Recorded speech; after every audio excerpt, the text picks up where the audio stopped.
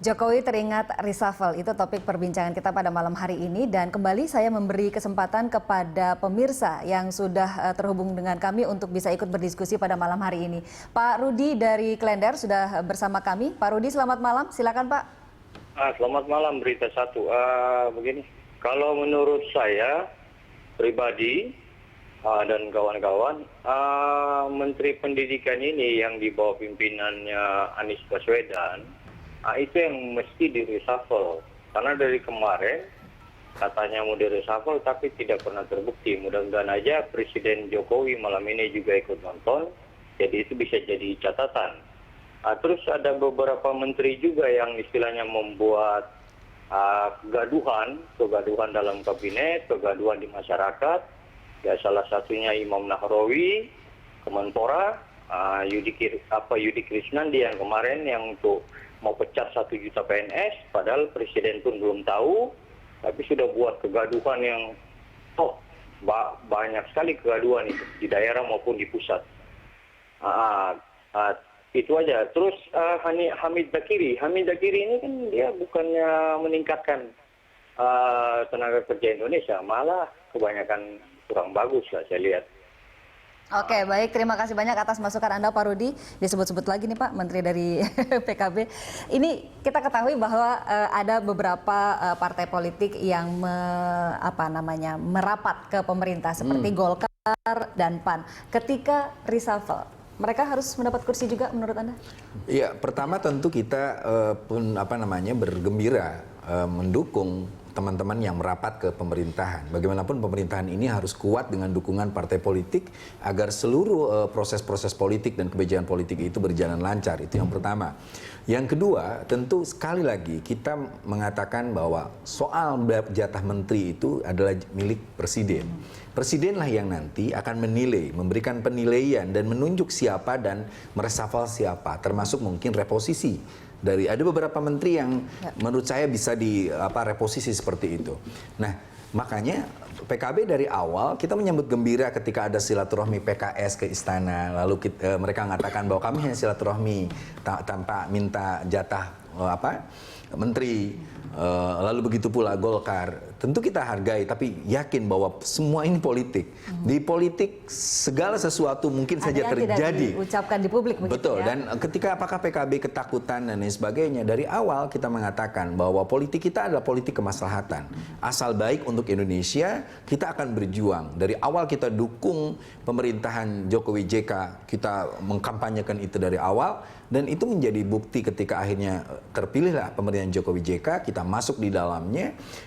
Saya ingin klarifikasi tadi di Berita Satu bahwa menteri kita 4, Pak Hanif Dahiri, Pak Imam Nahrawi, Pak Marwan, dan Menteri Dikti, Pak Nasir.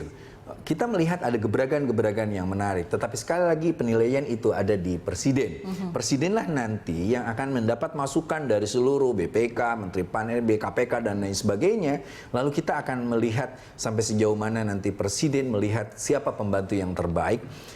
Intinya adalah apapun yang diambil oleh presiden tentu kami akan dukung. Dari awal partai kami terkenal menjadi partai yang punya loyalitas menyeluruh, tidak pernah berkhianat di tengah jalan. Misalnya waktu pemerintahan SBY, ada satu partai yang menterinya di sana tapi dia kritik terus. PKB tidak pernah melakukan itu. Kami dididik di pesantren karena PKB ini lahir dari NU. Untuk kalau punya loyalitas ya kita dukung secara 100%. Jadi Anda tidak keberatan nih Golkar sebagai partai yang gerbong terakhir yang merapat ke pemerintah tapi punya kursi cukup besar di parlemen, yaitu 91 kursi. Ini nantinya akan mendapat jatah menteri juga dan barangkali mengurangi jatahnya PKB? Itu belum tentu. Kita serahkan kembali ke presiden bahwa PAN dapat, lalu Golkar dapat, itu kembali ke presiden. Sekali lagi, tidak ada kekhawatiran kami soal reshuffle ini. Yang kami khawatir adalah ketika kabinet ini menjadi kabinet yang gemuk, tetapi seluruh apa yang kita rumuskan dari awal ketika mendukung Jokowi JK itu tiba-tiba ada yang main di tikungan, ada yang tidak memahami konsep nawacita. Inilah komunikasi-komunikasi kami dengan PDIP, dengan Nasdem, Hanura sebagai partai-partai yang dari awal mendukung pemerintahan. Yang Jokowi tidak JK. memahami nawacita ini gerbong-gerbong yang belakangan ini maksudnya. Belum tentu juga. Ini kan nawacita ini sebuah program, makanya kita usulkan agar program seorang yang kita dukung itu menjadi undang-undang aja supaya kita dukung terus gitu. Pak Emrus, tadi Ya, Anda menarik. menyebutkan bahwa kapabilitas, integritas, tapi Ya. ada 7 partai politik pendukung pemerintahan yang saat ini. Ya. Apakah artinya harus dipertimbangkan juga kan dukungan mereka? Jadi kalau kita bicara teori politik, no freelance, tidak ada makan siang yang gratis. Artinya didukung berarti ada sesuatu yang ingin diperoleh. Karena ini politik adalah persoalan kekuasaan. Bisa itu jabatan menteri, bisa itu untuk kebijakan, tidak selamanya harus menteri. Tetapi saya menyarankan kepada Joko Widodo, harusnya tidak harus memberikan menteri itu kepada pendatang baru. Sekaligus test the water. Apakah mereka ini haus kekuasaan? Gitu kan? Test the water aja sekalian. Ya. Jadi kita mau lihat benar-benar tulus nggak mendukung. Tapi ketika ada bargaining, walaupun biasanya tidak meminta secara directly, tetapi biasanya bermain dengan bahasa-bahasa simbol. Gitu ya, bahasa-bahasa simbol yang high context. Tujuannya, substansinya mendapat jabatan menteri itu. Gitu ya. Baru kemudian, saya mengatakan bahwa kalau kita bedah antara partai pengusung ketika kemarin dengan partai yang baru datang sekarang, dapat kita pastikan partai pengusung lebih ideologis dibanding pendatang.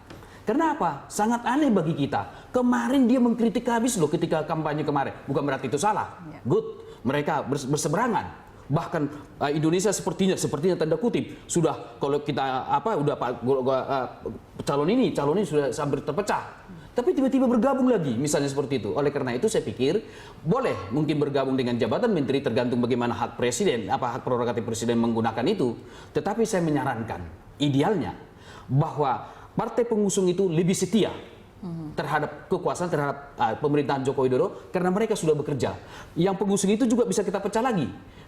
Joko Widodo datang dari partai mana? PD Perjuangan. Ya. Pasti lebih setia bagaimanapun karena itu anak kandungnya dalam tanda kutip Tapi gitu kan ya. Itu udah pasti. jalannya pemerintah tetap harus memerlukan dukungan dari Dewan, dari DPR. Oh, udah Apakah pasti. jumlah kursi di Dewan ini tidak menjadi pertimbangan juga untuk kursi menteri? Itulah karena pertimbangan pragmatis jadinya. Jadi oleh karena itu pertimbangan politis pragmatis iya, tapi pertimbangan ideologis politis iya, politis ideologis. Jadi harus di mix ini, jangan sampai Joko Widodo terjebak. Nanti ketika di menjelang pemilu nanti, menjelang pilpres, mereka membuat sesuatu ngerecokin lagi seperti partai yang satu kemarin ada satu, nggak usah disebut lah. Jadi oleh karena itu saya sarankan kepada Joko Widodo.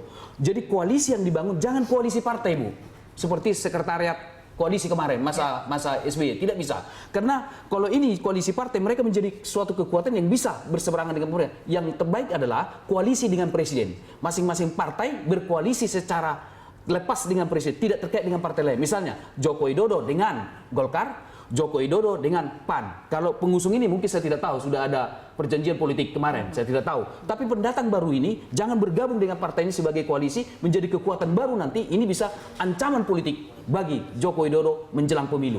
Oke, saya coba ke Pak Maman lagi. Ini gimana nih? Karena sepertinya memang sinyal reshuffle sudah semakin dekat nih dengan dilontarkannya. Komunikasi publik sudah ada gitu. Pak Jokowi sendiri, suasana lagi tenang, tidak ada isu tentang reshuffle, beliau sendiri yang mengungkit isu itu. Ya, menurut saya reshuffle sekali lagi kalau mengarah kepada peningkatan kualitas kinerja kabinet demi kesejahteraan rakyat, tentu semua orang setuju. Yang kedua, saya harus katakan juga walaupun kami PKB dari awal dukung Pak Jokowi JK, tetapi bukan berarti di DPR kami tidak kritis. Kami mengkritisi juga beberapa program, beberapa menteri. Misalnya kita mengkritisi bagaimana Menteri Agama di komisi saya yang gagal meyakinkan Bappenas dan Menkyu untuk tidak memotong anggaran pendidikan Islam yang 1,3 triliun. Nah, jadi jangan nganggap bahwa walaupun kemarin Golkar belum resmi bergabung, di dalam ada partai yang dulu dianggap berseberangan tapi mendukung pemerintahan Jokowi, tetapi pendukung PDIP, PKB di DPR tetap aja kritis kepada kinerja pemerintahan ini.